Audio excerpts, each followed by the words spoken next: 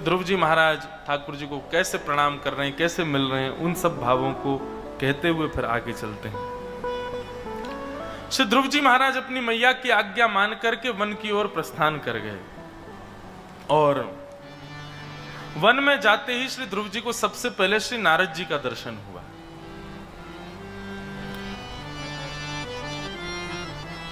नारद जी महाराज ने श्री ध्रुव जी से कहा, ध्रुव तुम वन में क्यों जा रहे हो?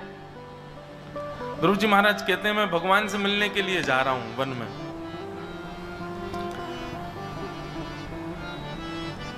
नारद जी ने थोड़ी परीक्षा ली ध्रुव जी की, पर ध्रुव जी का जो मैंने कल 6 लक्षण बताए थे ना, उन 6 लक्षणों से युक्त हैं श्री ध्रुव जी। भयभीत नहीं हुए, नन्हे से बालक हैं, लेकिन नारद जी से ऐसे बात कर रहे थे जैसे मानो कोई बहुत वर्षों का तपस्वी हो।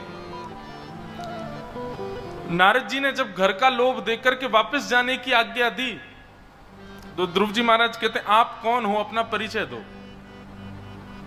नारद जी कहते हैं, हम नारद हैं, नारद मुनि।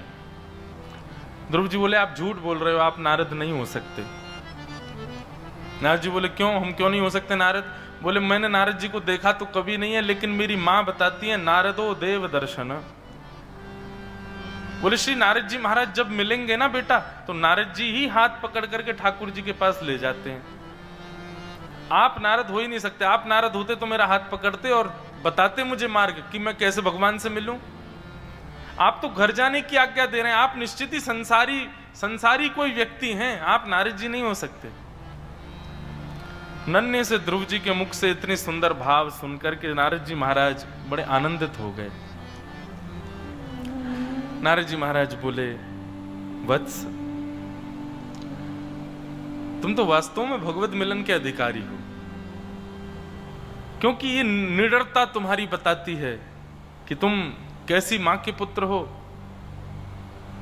ठाकुर जी से मिलना है, क्यों मिलना है, कारण क्या है? तुम छोटे से तो हो अभी तो तुम्हारे मन में कोई विकार भी उत्पन्न नहीं हुए हैं, कोई इच्छा भी प्रकट नहीं हुई होगी। क्या चाहिए? ठाकुर जी से क्यों मिलना चाहते हो? तुम्हारा उद्देश्य क्या है? तो श्री ध्रुव जी महाराज जो बात यहां कहते हैं वो सुनिए कि पदम त्रिभुवनोत्कृष्टम जिगीषो साधु वर्त्म में ब्रूयसम तत्पितृभहन ऐर्प्यन्यधिष्टमत्वयम्। ध्रुव जी महाराज कह रहे हैं, हे नारद जी, आप यहां देखिए, बात सुनिएगा ध्रुव जी की। ध्रुव जी कहते हैं, तीनों लोकों में सर्वश्रेष्ठ पदवी जो हो, तीनों लोकों में सबसे श्रेष्ठ सिंहासन जो हो, जिस पर कभी मेरे पिता और मेरे पिता के पूर्वज भी नहीं बैठ पाए हों, उस सिंहासन की मुझे प्राप्ति करनी है, उस पर बैठना है मुझे।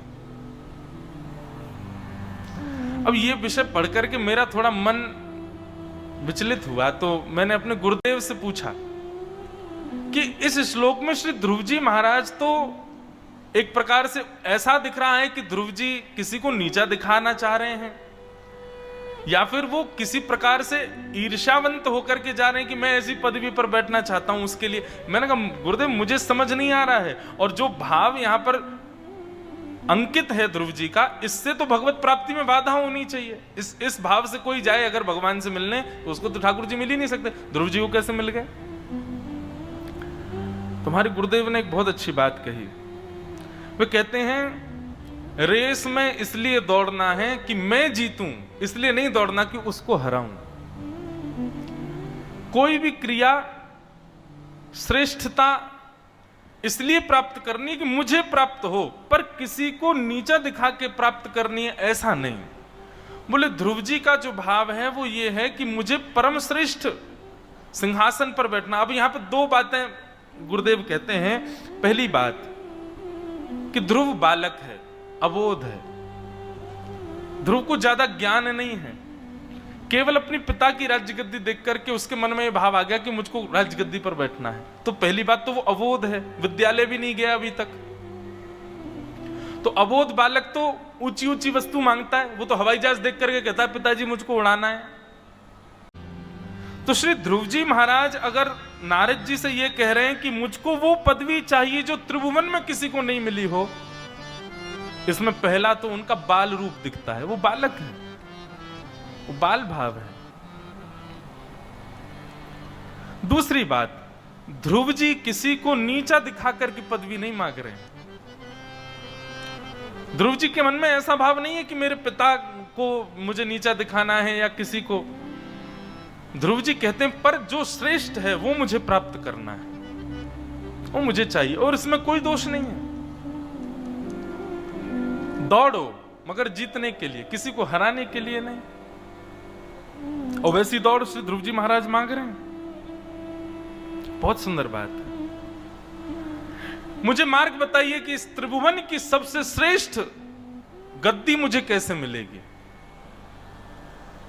नारद जी महाराज मंद मंद मुस्काए और मुस्का करके बोले कि भगवान वासुदेवस्तम भज तत्प्रवणात्मना।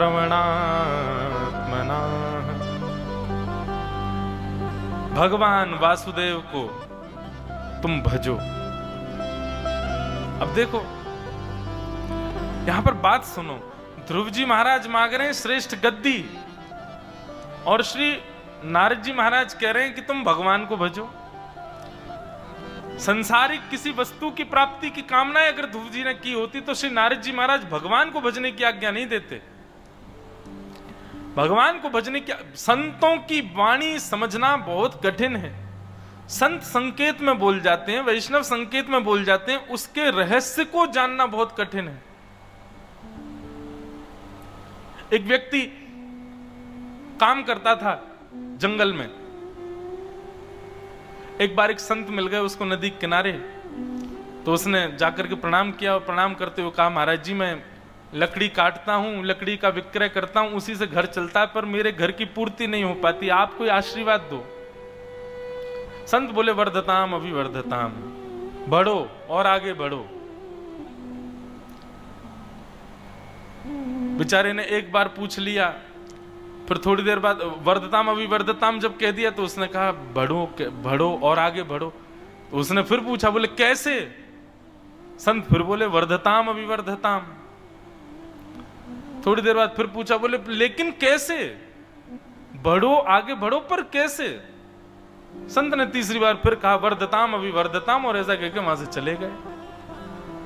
वो व्यक्ति बड़ा व्याकुल हो गया, बोले जैसे तैसे कोई महापुरुष मिले थे, वो भी एक ही शब्द बोले वर्धताम अभी, बता के तो गए नहीं बढ़ूं कैसे आगे। थोड़ी देर चिंतन करने के बाद में सोचता जा रहा था रास्ते में वर्धताम अभी वर्धताम, तो जंगल के किनारे किनारे बाहर बाहर ही वो लकड़ियां काटता था।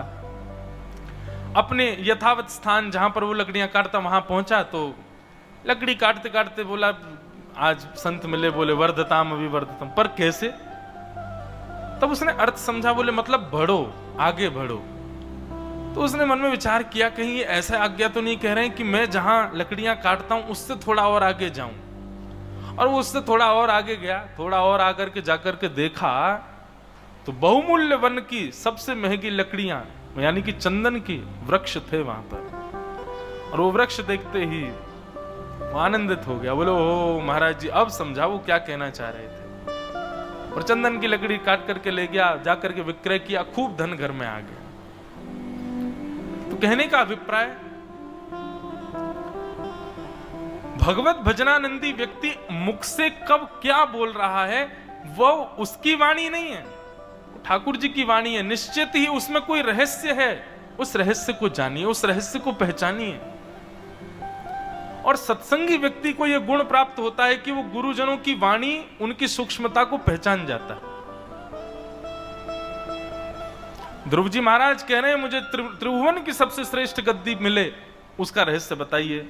और नारद जी कहते हैं भगवान वासुदेव देवस्तम भज, भगवान को भजो। भगवान को भज करके भगवान मिलते हैं। पर त्रिभुवन की गद्दी के लिए तो ब्रह्मा जी को भजो ऐसा कहते, इंद्र को भजो ऐसा कहते, अन्य अन्य देवताओं को भजो, पर भगवान को भजो। गुरुदेव भगवान कहते हैं कि ब्रह्मा जी कहते हैं, बोले इसने किसी एक गद्दी का नाम नहीं लिया है कि मुझे इंद्र की गद्दी चाहिए या त्रिभुवन में मुझे वहां की गद्दी चाहिए। इसने कहा त्रिभुवन की सर्वश्रेष्ठ गद्दी चाहिए। तो कृपा करते हुए मानो श्री नारद जी महाराज जी ने ही आशीर्वाद दे दिया, त्रिभुवन की सबसे श्रेष्ठ गद्दी तो श्रीमन नारायण की गोद है, और वो तो तुमको इसी से ही मिलेगी। देखो अब यहां क्या समझे हम, व्यक्ति तो सांसारी इच्छा लेकर के गया था, पर गुरु यदि प्रसन्न हो जाए तो गुरु प्रसन्न होकर के ऐसी युक्ति बताएगा कि उसकी इच्छा जो है वह इच्छा के परे की वस्तु उसको प्राप्त हो, और उस वस्तु में संसार ना हो, उस वस्तु में भगवत भाव ही हो। ध्रुव जी तो गद्दी ही चाहते थे, पर नारद जी उनसे रीझ गए थे, इसलिए नारद जी ने उनको ऐसी गद्दी बताई जो त्रिभुवन से भी श्रेष्ठ है, ठाकुर जी की श्री गोद। बोले वही मिलेगी तुमको, जाओ। और कहां जाओगे? बोले पुण्य मधुवनम, मधुवन में जाओ, पुण्यम मधुवनम। और वहां जाकर के क्या करोगे?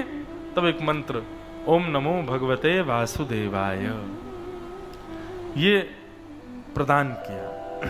मैं कथाओं में कहा करता हूं कि ये भगवान का फोन नंबर है, ओम नमो भगवते वासुदेवाय। 12 अक्षर मंत्र, 12 अक्षरों का ये मंत्र, 10 अंक का तो फोन नंबर है, और 2 अंक का जिस देश में हो या फिर जिस सिटी में हो जहां होते हैं, जैसे भारत के लिए 91 लगता है, विदेश में अमेरिका 911 लगता है, कहीं कुछ लगता है, +11 लगता है। तो ऐसे ही समझ लीजिए कि ठाकुर जी का ये फोन नंबर है, 10 अंक तो भगवान के हैं और 2 अंक ठाकुर जी वैकुंठ में विराजते हैं, तो वैकुंठ का ISD कोड है। तो ये 12 अक्षर मंत्र है, ओम नमो भगवते वासुदेव। ये 12 अक्षर मंत्र श्री ध्रुव जी महाराज को प्रदान किया गया। ध्रुव जी महाराज मधुवन में आए, और मधुवन में आकर के श्री ध्रुव जी महाराज ने प्रथम महीना अपना जप प्रारंभ किया, तप प्रारंभ किया कि तेरा त्रांते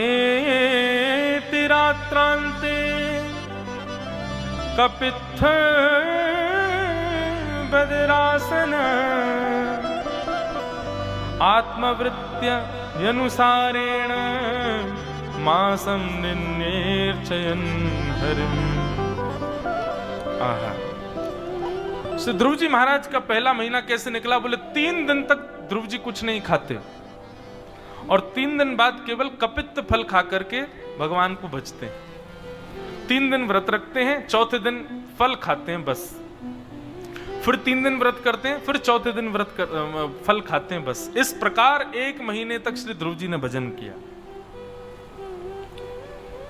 1 महीना पूर्ण हो गया, श्री ध्रुव जी महाराज ने नेत्र खोल करके आसपास देखा, ठाकुर जी के आने का कोई संकेत नहीं दिखा। ध्रुव जी बोले 1 मास बीत गया, ठाकुर जी नहीं आए। तो दूसरा महीना प्रारंभ हुआ, तो ध्रुव जी महाराज ने अपने भोजन की अवधि को और कम किया, लेकिन भजन बढ़ा दिया। अब क्या करते हैं? बोले द्वितीयम च तथा मासम षष्ठे भकुर्दिने। द्वितीय मास में प्रवेश करते ही श्री ध्रुव जी महाराज अब 6 दिन तक कुछ नहीं खाते।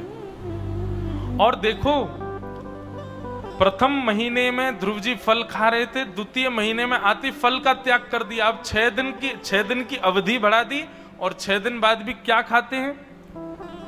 तृण पत्रों को खा करके, सूखे पत्र हों या फिर हरे पत्र हों, पत्र खा करके श्री ध्रुव जी महाराज पत्ते खा करके भजन कर रहे हैं। 2 महीने तक इस प्रकार किया। दूसरा महीना जैसे विश्राम हुआ, दूसरे महीने की विश्रांति में ध्रुव जी ने नेत्र खोल करके देखा, भगवान नहीं आए, कोई संकेत नहीं। तीसरा महीना प्रारंभ हुआ, तो ध्रुव जी ने और कठोर कर लिया। तो श्री ध्रुव जी महाराज जो तप कर रहे हैं ना, अब इस तप में, इस व्रत में, ये तप भी है, ये व्रत भी है, ये जप भी है, ये नियम भी है, ये अनुष्ठान भी है, पर इन सब के साथ साथ ध्रुव जी महाराज के चित्त में प्रिय भक्ति भी तो है। यदि अनुष्ठानिक क्रम होता तो एक ही नियम से चलते, 3 दिन व्रत करना 1 दिन खाना, 3 दिन व्रत करना 1 दिन खाना, ऐसे ही पूरा व्रत करते। नहीं, ध्रुव जी हर महीने अपनी अवधि बदल देते हैं। इसका मतलब क्या है? उनके भीतर उत्कंठा है, भगवत मिलन की व्याकुलता है, और व्याकुलता भक्ति से ही आ सकती है।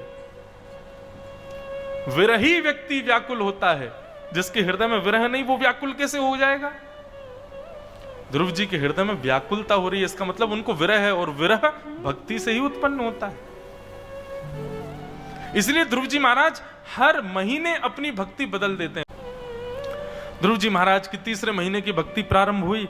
तीसरा महीना जैसे ही प्रारंभ हुआ कि तृतीयम चानयन मासम नवमे हनि अभक्ष उत्तम श्लोक उपाधावत् समाधिना। अभक्ष, तीसरे महीने में जैसे प्रवेश किया श्री ध्रुव जी महाराज ने, फल भी छोड़ दिए, पत्र भी छोड़ दिए, और 9 दिन की अवधि बढ़ा दी। 3 दिन से 6 दिन पे आए, 6 दिन से अब 9 दिन ना कुछ खाते हैं ना कुछ पीते हैं, और 9 दिन बाद केवल जलपान करते हैं, और जलपान करने के बाद फिर 9 दिन के लिए खड़े हो जाते हैं ध्रुव जी महाराज। ये व्याकुलता है नन्हे से ध्रुव की कि मुझे ठाकुर जी मिलो, कैसे भी मिलो, मैं आपकी प्राप्ति के लिए किसी भी हद तक पार कर जाऊंगा। जिस प्रकार एक प्रेमी हदें पार करता है अपनी प्रियतमा के लिए, वैसे ही भक्त हदें पार करता है ठाकुर जी के लिए। जिसने कभी हदें पार ना की हो ठाकुर जी के लिए, ठाकुर जी उसको नहीं मिल रहे। ये शब्द एक सामान्य है, शब्द छोटा सा है, लेकिन इसका भार बहुत ज्यादा है। सामान्य भाषा में हृदय पार करना, और एक अपनी भाषा में कहें तो ठाकुर जी के मिलन के लिए व्याकुल होना, विचलित होना। ध्रुव जी की वही स्थिति है। 3 महीने बीत गए, ठाकुर जी नहीं मिले।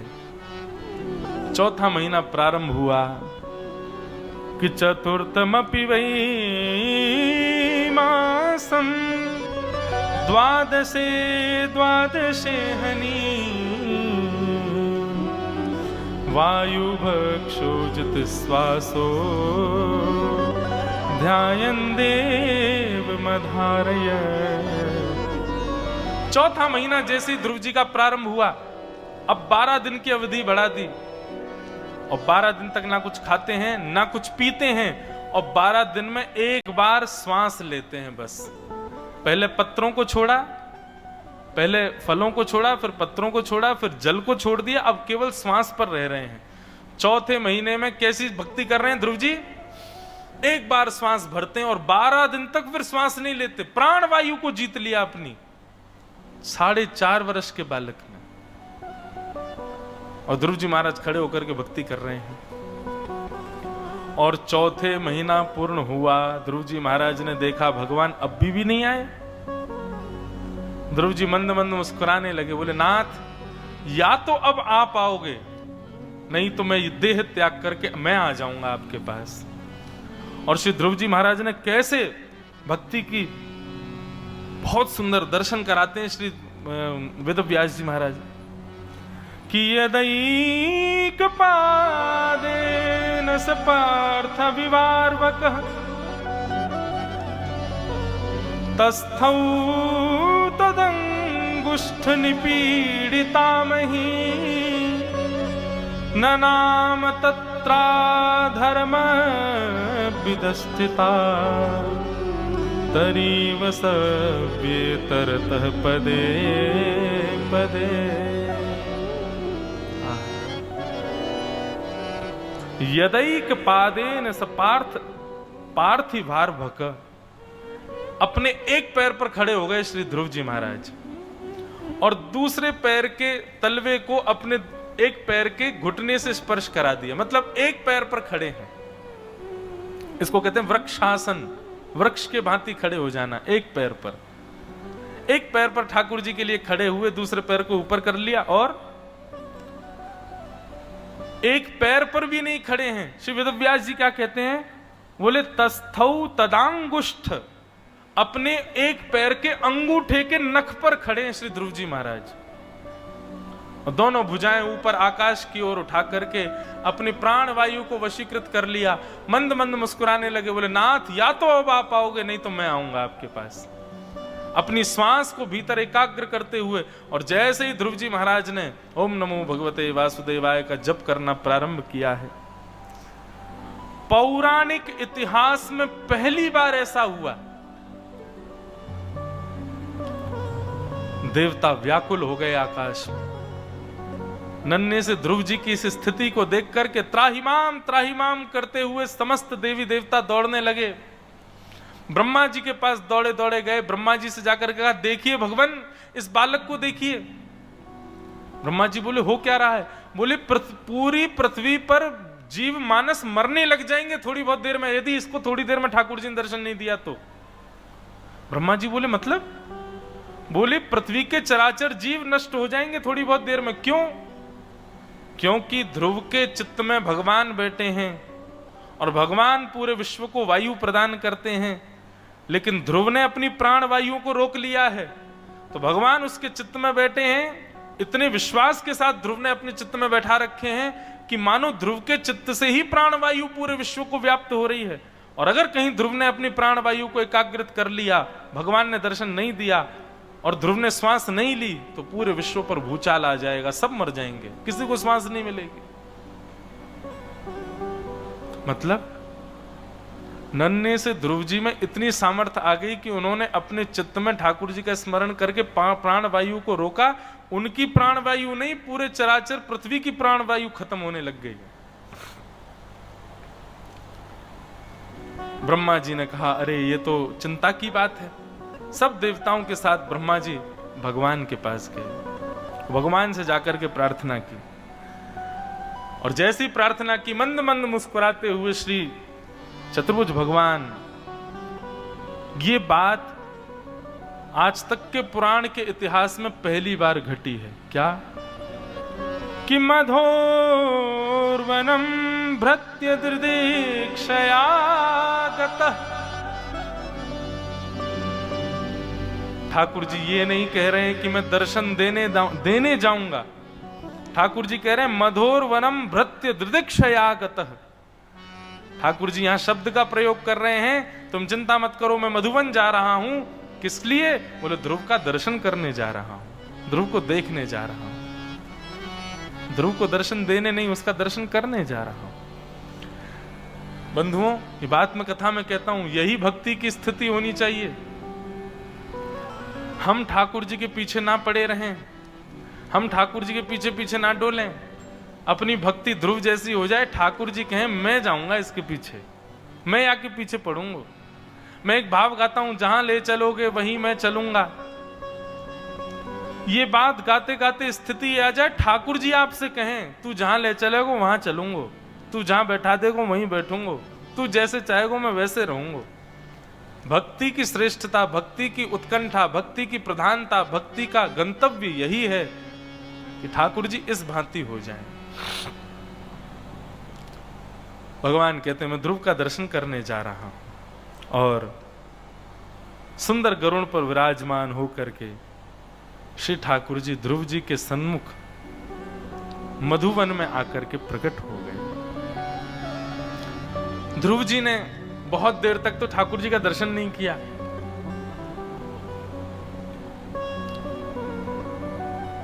गरुड़ जी महाराज मन में विचार करने लगे, बोले भगवान इतनी देर हो गई आपको खड़े खड़े, ध्रुव देखता क्यों नहीं है?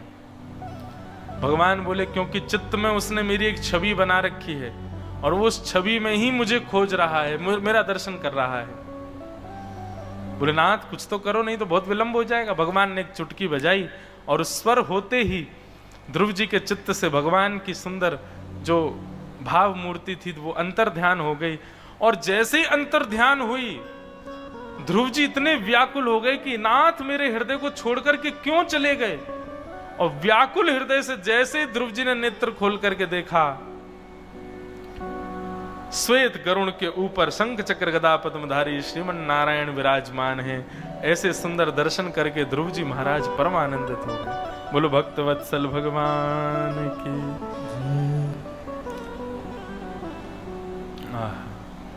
कितने सुंदर लग रहे हैं ठाकुर जी। शंख चक्र गदा पद्म चारों आयुध हैं।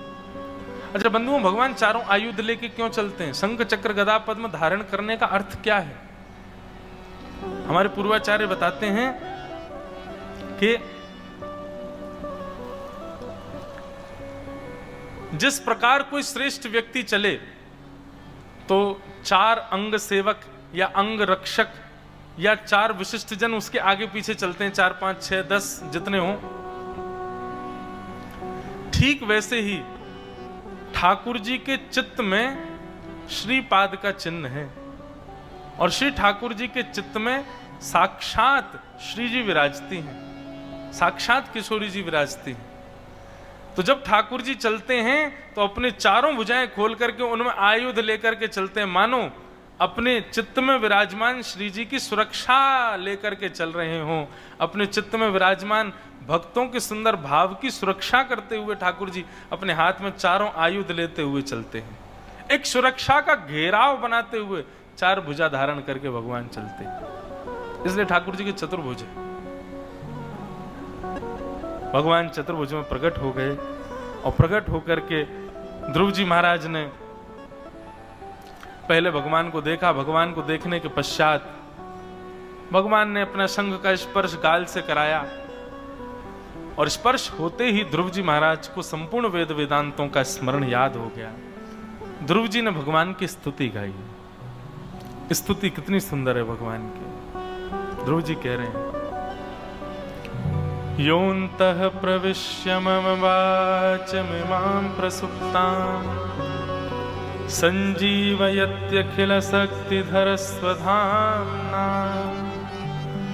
अन्यांश्च हस्तचरणश्रवण त्वगादीन् प्राणान् नमो भगवते पुरुषाय तुभ्यम्।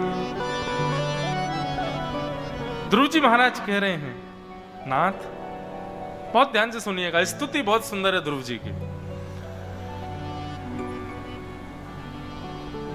छोटे छोटे बच्चों को ध्रुव जी की स्तुति के श्लोक याद कराओ और उनका नित्य नियम बनवाइए कि ठाकुर जी के सामने जाने, अपने विद्यालय या कहीं भी जाते हैं, जाने से पूर्व ठाकुर जी के सन्मुख एक स्तुति का पाठ जरूर किया करें। ये ध्रुव जी की बहुत सुंदर स्तुति है। ध्रुव जी कहते हैं, प्रभु आपने ही मेरे चित्त में प्रवेश करके मेरी जीभ को बोलना सिखाया, मेरी आंखों को देखना सिखाया, मेरे कानों को सुनना सिखाया, मेरे हाथों को कर्म करना सिखाया, मेरे पैरों को चलना सिखाया।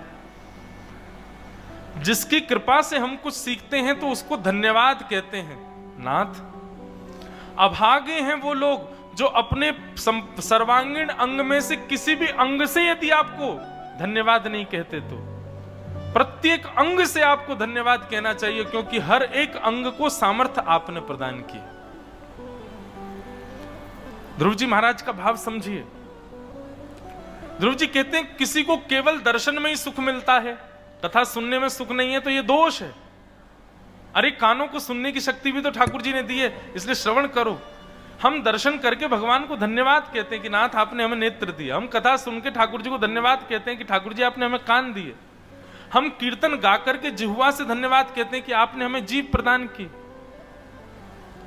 ऐसे मानव को अपने सर्वांगीण देह से भगवान को धन्यवाद कहना चाहिए। देह का कोई भी अंश भगवत सेवा में जाने से वंचित ना रह जाए। ध्रुव जी कहते हैं, इसका विचार करना चाहिए। प्रत्येक अंग से भगवान को धन्यवाद ज्ञापित करो, भगवान को धन्यवाद कहना चाहिए।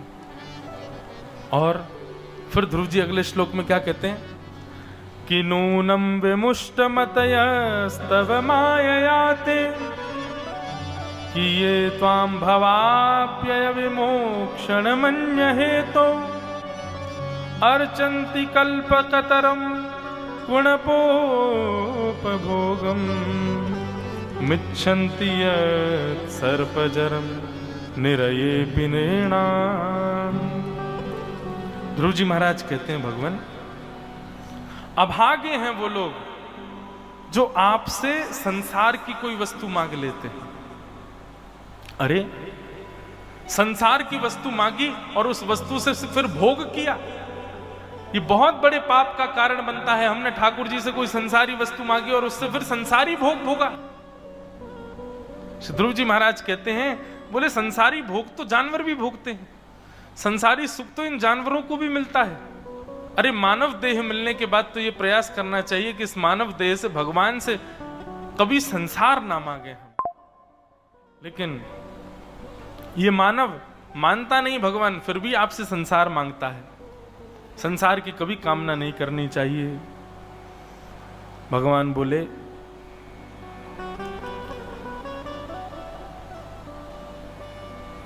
संसार की इच्छा से तो तुम भी आए हो ध्रुव, तुम भी एक गद्दी पर बैठना चाहते थे, तुम भी अपने पिता की राज्य गद्दी ना मिलने के कारण ही मेरे समीप आए हो।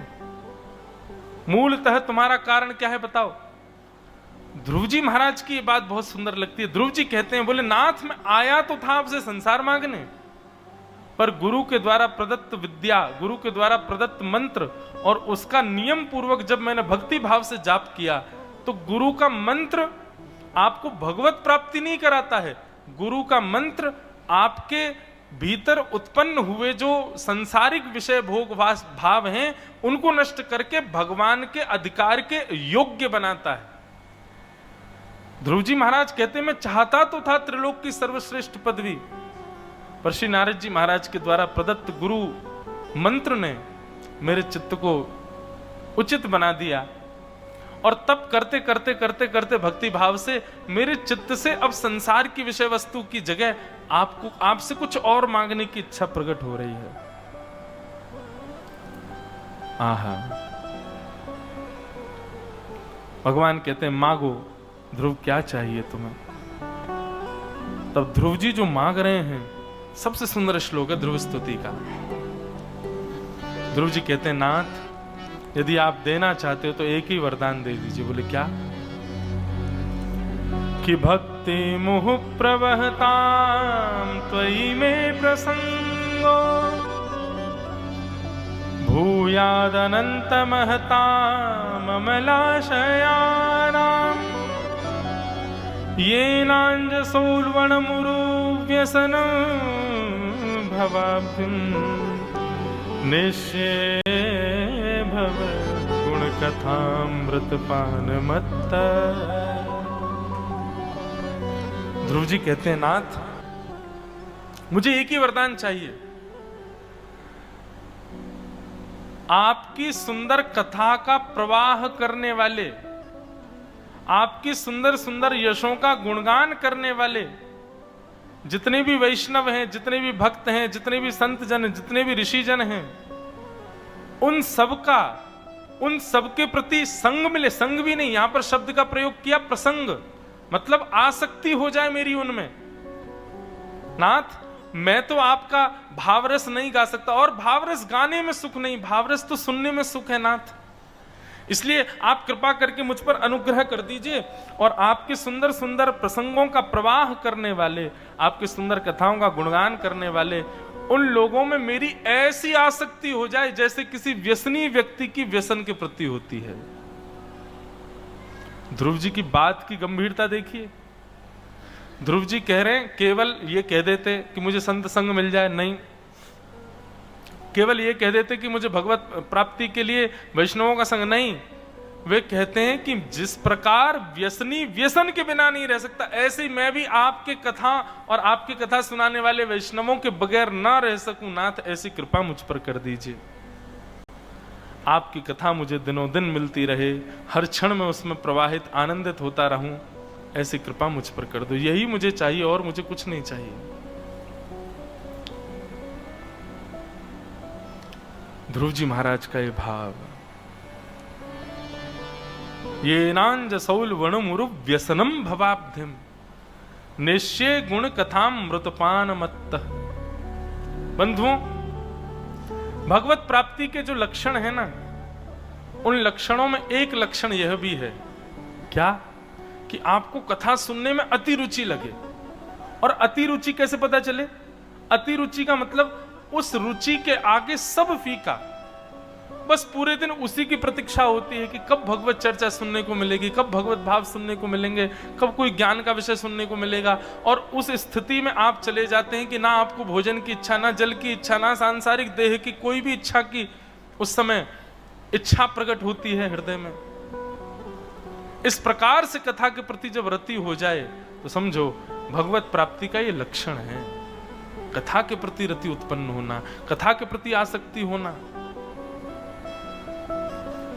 ध्रुव जी महाराज नारद जी की कृपा से और उनके द्वारा प्रदत्त मंत्र से तो उनका हृदय शुद्ध हो ही चुका था, परंतु अब 5 महीने के शुद्ध भक्ति युक्त तप को करने के बाद भगवान का दर्शन करके तो पूर्ण रूपेण भक्ति भाव में अवस्थित हो गए ध्रुव जी। देखो बंधुओं, एक बात सदैव याद रखना, ठाकुर जी कब मिलेंगे उसके बड़े नियम हैं। जब हमारा चित्त ऐसा हो जाएगा, हमारी बुद्धि ऐसी हो जाएगी, हमारे विचार ऐसे हो जाएंगे, तब ठाकुर जी मिलेंगे। लेकिन एक बात सदैव याद रखना, ठाकुर जी से मिलने के बाद आप ठाकुर जी से अगर वास्तव में ठाकुर जी ही मिले होंगे तो ठाकुर जी संसार नहीं मांग पाओगे। सोच के भी बैठे होगे तो भूल जाओगे। आप देवताओं से संसार मांग सकते हो, लेकिन हमारे ठाकुर जी से आप संसार कभी नहीं मांग सकते।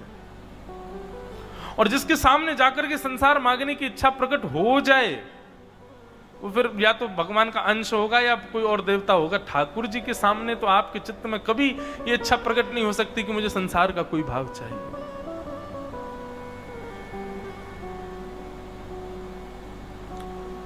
एक अति प्रिय है, श्री ध्रुव जी महाराज कहते हैं, नाथ मेरे अंदर ऐसी आसक्ति आ जाए जिस प्रकार एक व्यसनी व्यक्ति बिना व्यसन के नहीं रह पाता, मैं भी आपकी कथा के बिना ना रह पाऊं। भगवान बोले ठीक है, तुमको मेरी कथा मिलेगी, लेकिन एक बात मैं पूछना चाहता हूं ध्रुव, तुमने मुझे नहीं मांगा, तुम चाहते तो सीधा हमको मांग लेते, तुम कथा क्यों मांग रहे हो? ध्रुव जी महाराज कहते हैं, बोले भगवान आपको मांगूंगा तो आप सामने कितनी देर रुकोगे ये आपके ऊपर निर्भर करता है। पर वक्ता तो जब कथा सुनाता है ना, तो कथा सुना करके आपको स्थिर करके हमारे चित्त में बैठा देता है। आप कहीं जा ही नहीं पाते, फिर सदा हमारे चित्त में बस जाते हो। इसलिए नाथ मुझे आपकी कथा चाहिए, जहां से आपका स्थिर दर्शन मुझे प्राप्त होगा। दूसरी बात, मुझे कथा क्यों चाहिए? बंधुओं, कथा में नेत्र बंद रहते, अब तो यहां तो खुलते ही नहीं है, लेकिन अन्य कथाओं में भी मेरे साथ ऐसा होता है, जहां भाव का प्रसंग हो नेत्र बंद हो जाते हैं। पर जब नेत्र बंद होते हैं ना, तब चित्त में ही ठाकुर जी की छवि दिखने लग जाती है। उस समय ऐसा लगता है कि हमारे 2 कान नहीं सुन रहे, हमारा रोया रोया सुन रहा है। ध्रुव जी महाराज कहते हैं, बोले नाथ आपको दर्शन करेंगे अगर सन्मुख तो केवल 2 नेत्रों को आप दिखाई दोगे, पर कथा में जब सुनते हैं व्यास जी से तो ऐसा लगता है रो रो श्रवण में प्रकट हो गए हों और प्रत्येक रो से आपको सुन रहा हूं। नाथ इसलिए मुझे आप नहीं चाहिए, मुझे आपकी कथा चाहिए।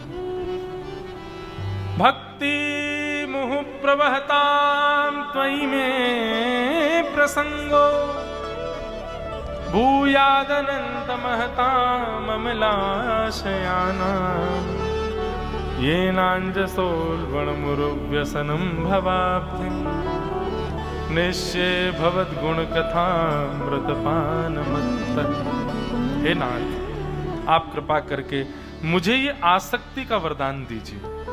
बताओ, भगवान से कह रहे हैं मुझे आसक्त बना दीजिए। ठाकुर जी से ऐसी वस्तु मांगो कि ठाकुर जी भी 4 बार विचार करें कि इसने मांग क्या लिया मुझसे। भगवान बोले लेकिन ध्रुव तुम्हारे चित्त में तीनों लोगों की सर्वश्रेष्ठ गद्दी पर बैठने का भाव था। मुझे ब्रह्मा जी ने आके बताया, मुझे नारद जी ने आके बताया, और अब तुम यहां पर बदल गए हो। एक प्रकार से भगवान ने, यहां तो शब्द भी है कि भगवान ने चतुर कह करके ध्रुव जी को कहा, तुम बड़े चतुर हो। बाहर से तो ऐसा बता रहे हो कि तुम कथा में आसक्ति चाहते हो, वैष्णवों में आसक्ति चाहते हो, पर चित्त में तो तुम्हारे सिंहासन बैठा है। और ये अभी से नहीं है ध्रुव, ये पूर्व जन्म से है तुम्हारे। तुम पूर्व जन्म में भी भटक गए थे और इस जन्म में भी तुम्हारे मन में किंचित भेद आया। ध्रुव जी बोले, मैं हाथ जोड़ के निवेदन करता हूं, अब मेरे मन में कोई भाव नहीं है। भगवान बोले, देखो भाव आते हैं और भाव चले जाते हैं ध्रुव, पर गई हुई वस्तु कभी भी लौट करके आ सकती है। इसलिए काम, क्रोध, लोभ, मोह, ईर्ष्या, द्वेष, अभिनिवेश, अहंता, ममता आदि आदि ये सब जो विकार हैं, हमें यदि लगने लगे 1 महीना हो गया, 2 महीना हो गया, हमने अपने क्रोध पर विजय कर ली, हमने काम पर विजय कर ली, हमने मोह पर विजय कर ली, अब मुझे मोह नहीं, ये बात कभी मत लाइएगा चित्त में। क्यों? हम इन पर कभी विजय प्राप्त नहीं कर सकते, ये कभी भी लौट करके आ सकते हैं। इन पर विजय प्राप्त करने के लिए तो पूरा जीवन लगा दीजिए आप, तब भी किंचित कहीं ना कहीं लेश मात्र भी स्थान मिल गया ना इनको प्रवेश करने का, ये फिर से आ जाएंगे। ध्रुव, तुम अभी सोच रहे हो कि तब से तुम्हारे चित्त में से अब संसार की इच्छा निकल चुकी है, पर गई हुई वस्तु आ सकती है। भगवान ध्रुव जी बोले, तो मैं क्या करूं भगवान? बोले, भक्ति में युक्त होकर के उपस्थित जो भोग है, जो तुमको उपस्थित हुआ है, जो तुम्हें मिल रहा है, जो तुम्हारे लिए बना है, उन उपस्थित भोगों को भोग लो, ताकि भोगने से वो इच्छा जो है वो खत्म हो जाए। और मैं तुम्हें आज्ञा देता हूं, क्या? बोले, 36,000 वर्ष के लिए तुम पृथ्वी पर राज्य करोगे। जाओ यहां राज्य पाठ संभालो और 36,000 वर्ष के लिए तुम यहां राजा बनो। ध्रुव जी तो नेत्रों से आंसू बहाने लगे। बोले, नाथ, बोले आप इससे बढ़िया तो मुझे मार जाओ। आप 36,000 वर्ष का मुझे राजा क्यों बना करके जा रहे हैं? आपके दर्शन के बाद मेरे अंदर इच्छा कैसे प्रकट हो सकती है? भगवान बोले, मैं अनुग्रह करूंगा, पर ये 36,000 वर्ष की राज्यगद्दी देना, इसके प्रति हमारे पूज्य नाना जी एक भाव कहते थे। बोले, लाला, ठाकुर जी जिस भक्त से प्रेम करते हैं और वो भक्त कभी यदि ठाकुर जी से संसारी वस्तु मांग लेता है तो ठाकुर जी क्रोध में भर के इतनी ज्यादा देते हैं उसको, बोले तू इससे ऊब जाएगा, परेशान हो जाएगा एक दिन भोगते भोगते, और जब परेशान होकर के रोएगा ना, नाथ ये वस्तु मुझसे दूर करो, तब भगवान कहते हैं तब अनुग्रह करूंगा मैं। तो इसलिए कितनी बार देखा गया, आत्मदेव ब्राह्मण, उनके संतान नहीं थी, वो भगवान से रोने लगे। संतान हो गई तो फिर इसलिए रोने लगे कि संतान क्यों हो गई। कितने सारे ऐसे प्रकरण हैं जहां पर उपभोग की वस्तु मिलने के बाद उसी वस्तु से परेशान होकर के भगवान के पास गए, बोले नाथ इसको दूर करो हमसे। तो इसलिए बंधुओं, एक बात सदैव याद रखना, ठाकुर जी जिससे प्रसन्न रहते हैं वो यदि कभी संसारी वस्तु मांगता है तो ठाकुर जी इतनी मात्रा में दे देते हैं, इतनी मात्रा में दे देते हैं, इतनी मात्रा में दे देते हैं कि भोगते भोगते भोगते एक दिन परेशान अपने आप विरक्त हो जाएगा। हवन की अग्नि को शांत करने के 2 ही उपाय हैं, या तो घी डालना बंद करो, आहुति डालना बंद करो, या फिर एक साथ पूरा घी उड़ेल दो, तो कुछ देर के लिए अग्नि समाप्त हो जाएगी। ठीक उसी प्रकार हमारी चित्त की जो अग्नि है ना बंधुओं, ज्वाला, उसको शांत करने के 2 ही उपाय हैं, या तो भोगों का भोग लगाना बंद कर दो, उपभोग करो ही मत भोग का, अपने आप धीरे धीरे हृदय की अग्नि शांत हो जाएगी, या फिर इतनी मात्रा में उनका उपभोग हो जाए और फिर गुरु कृपा हो जाए कि उनके उपभोग से आप निवृत्त हो जाओ, घृणा हो जाए और अपने आप आपके अंदर विरक्ति आ जाए, वैराग्य आ जाए। दूसरा वाला कठिन है, पहला वाला सरल है। क्या? कि भोगों को भोगो ही मत, आहुति डालना बंद कर दो, अग्नि अपने आप शांत हो जाएगी।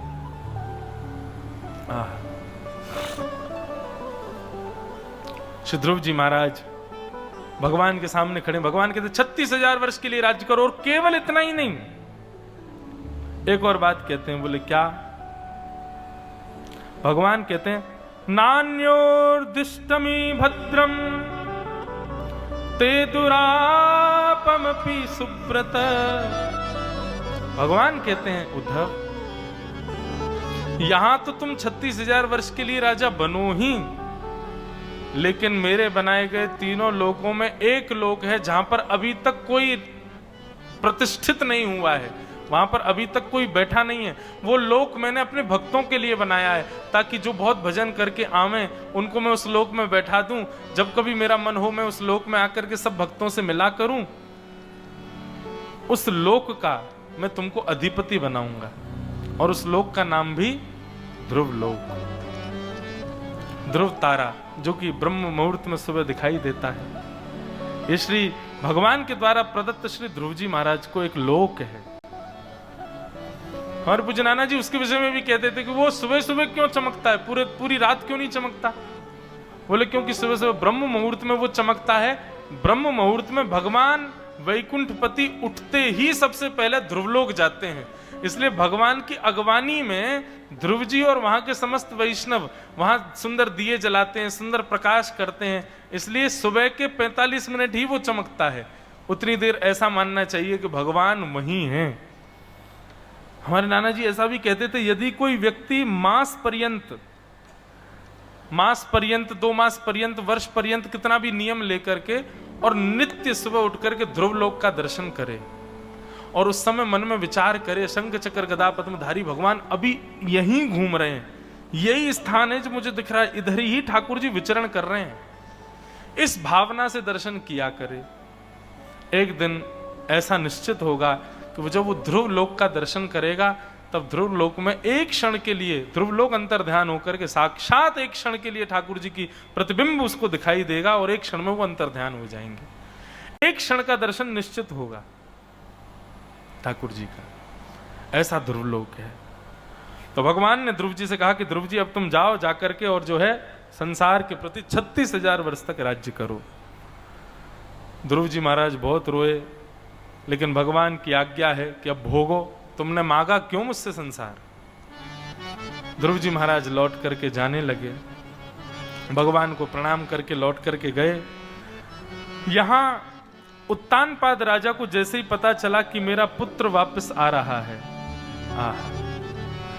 पूरे नगर को सजाया गया है, पूरा नगर सुंदर लगने लगा, सब नाच गान कर रहे हैं, ढोल नगाड़े बजा रहे हैं। ध्रुव जी महाराज लौट करके वापस अपने नगर आ रहे हैं। जैसे ही ध्रुव जी महाराज प्रवेश किए, ध्रुव जी के रूप की कांति देख करके 4.5-5 वर्ष के बालक को देख करके उत्तानपाद राजा से स्वयं को रहा नहीं गया, दौड़ करके उत्तानपाद गए और ध्रुव को अपने हृदय से लगा लिया।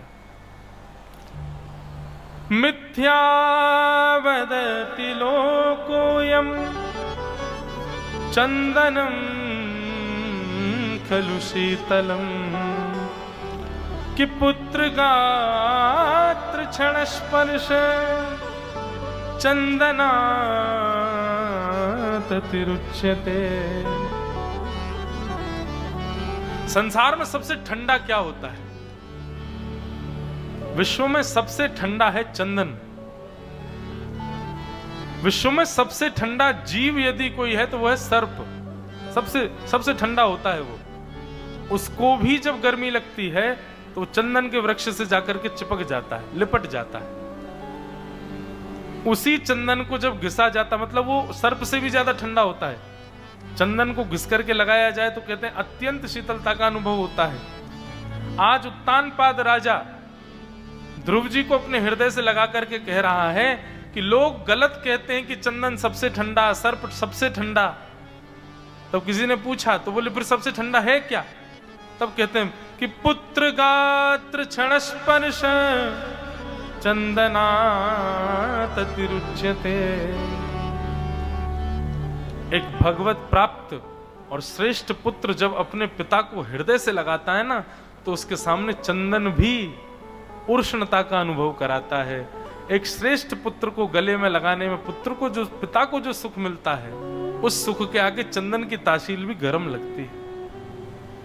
आज ध्रुव को हृदय से लगा करके खूब भावुक हो गए श्री उत्तानपाद राजा। दशों दिशाओं में चर्चा तो हो ही गई थी कि भगवान मिल गए ध्रुव को। ध्रुव जी महाराज की दूसरी सबसे बड़ी बात यह, ध्रुव जी जैसे ही आए आते ही सबसे पहले सुरुचि मैया को प्रणाम किया, जिन्होंने कहा था कि वन में जाओ और वन में जाके भगवान का भजन करके वरदान मांगो, मेरे गर्भ से जन्म लो। सबसे पहले अपनी मैया को प्रणाम नहीं किया, सबसे पहले आकर के उनको प्रणाम किया। बोले क्यों? आप ही कारण बनी मुझे भगवत दर्शन कराने की।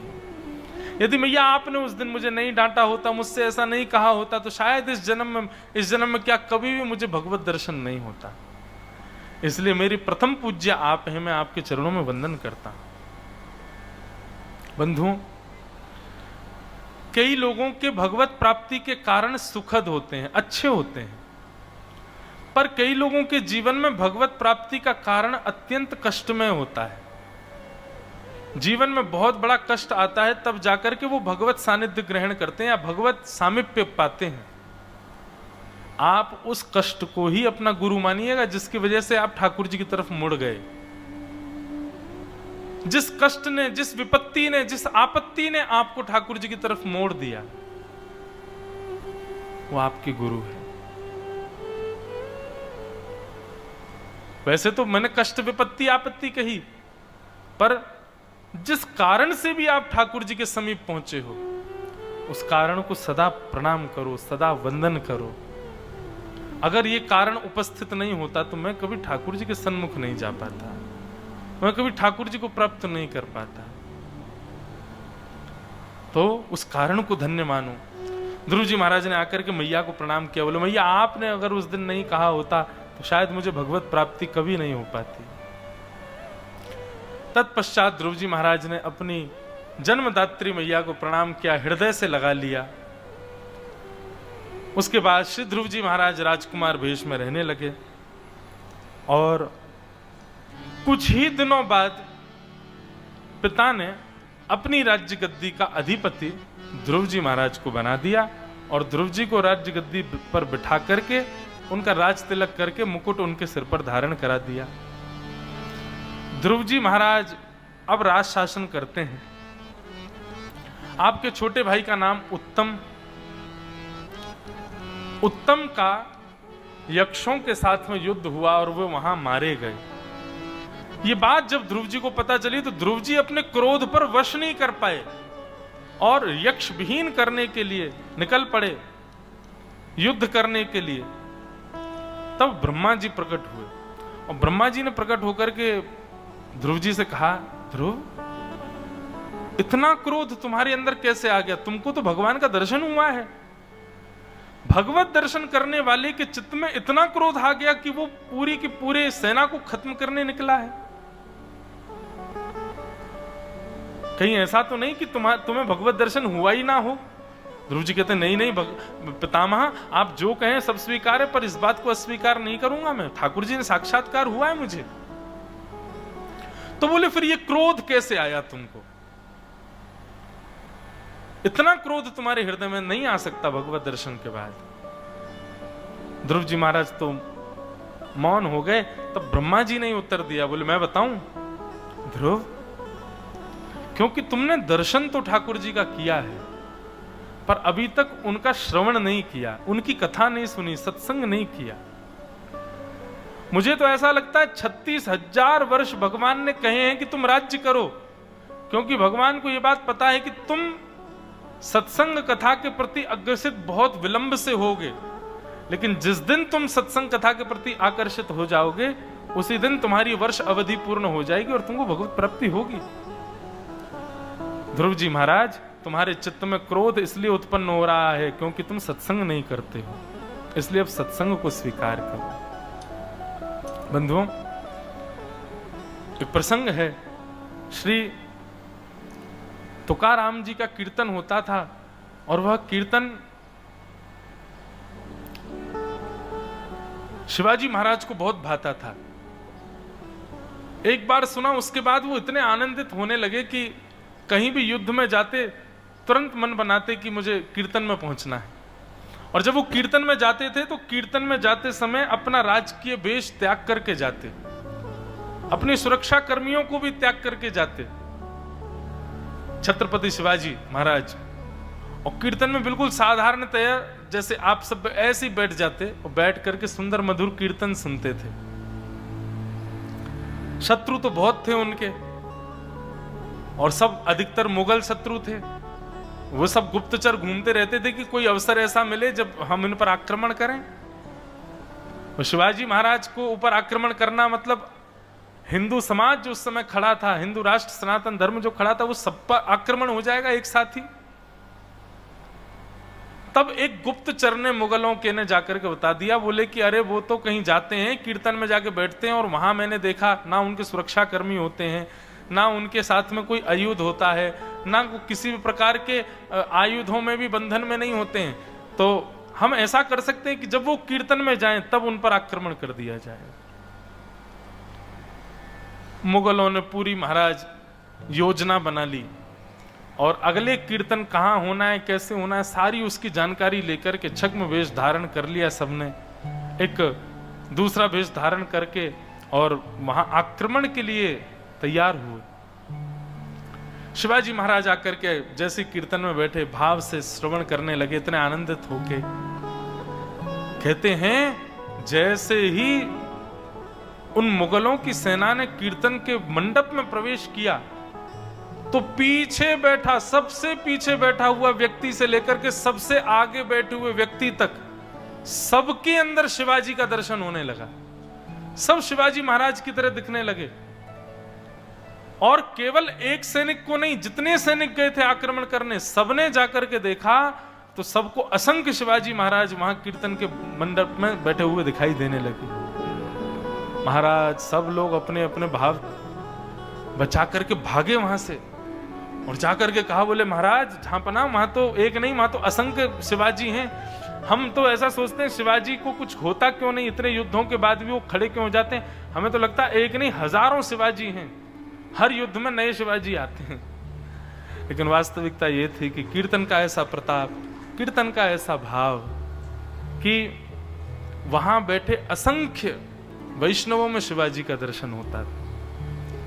बंधुओं, कीर्तन जब होता है, कथा जब होती है, तो वहां बैठे अगर किसी का मन तल्लीन हो गया कथा में, किसी का मन भाव विभोर हो गया है, तो निश्चित है उसके भाव की रक्षा ठाकुर जी कर रहे हैं, इसीलिए उसका मन लग रहा है। मैं तो आश्चर्य में हूं, मेरी आंख ही नहीं खुल रही। मेरे को फिर इसका भाव अब यही समझ आता है, किसी दत्त भगवान ही आकर के बुलवा रहे हैं और वही भाव रक्षित करते हैं, उसकी रक्षा कर रहे हैं।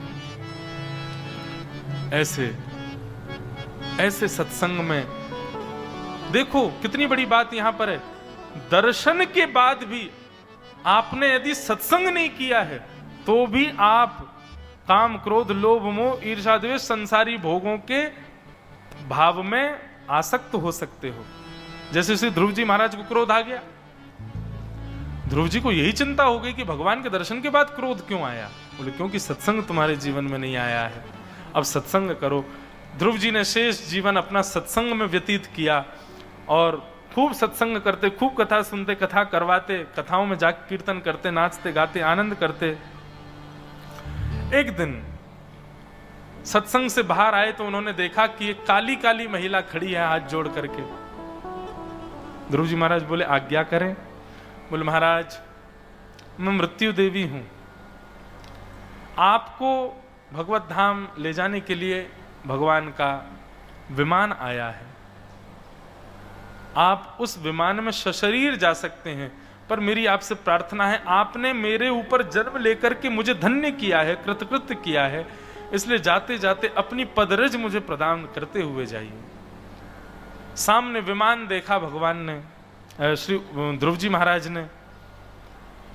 मृत्यु देवी नीचे झुक कर के बैठ गई और श्री ध्रुव जी महाराज उसके सिर पर पैर रखते हुए सशरीर भगवत धाम को प्रस्थान कर गए। ऐसा एक प्रसंग और आता है कि श्री ध्रुव जी महाराज ने बीच विमान को रुकवाया और कहा कि अरे मेरी माँ तो रही गई, जिन माँ के अनुग्रह से मैं भगवत धाम जा रहा हूं वो माँ तो नीचे ही रह गई।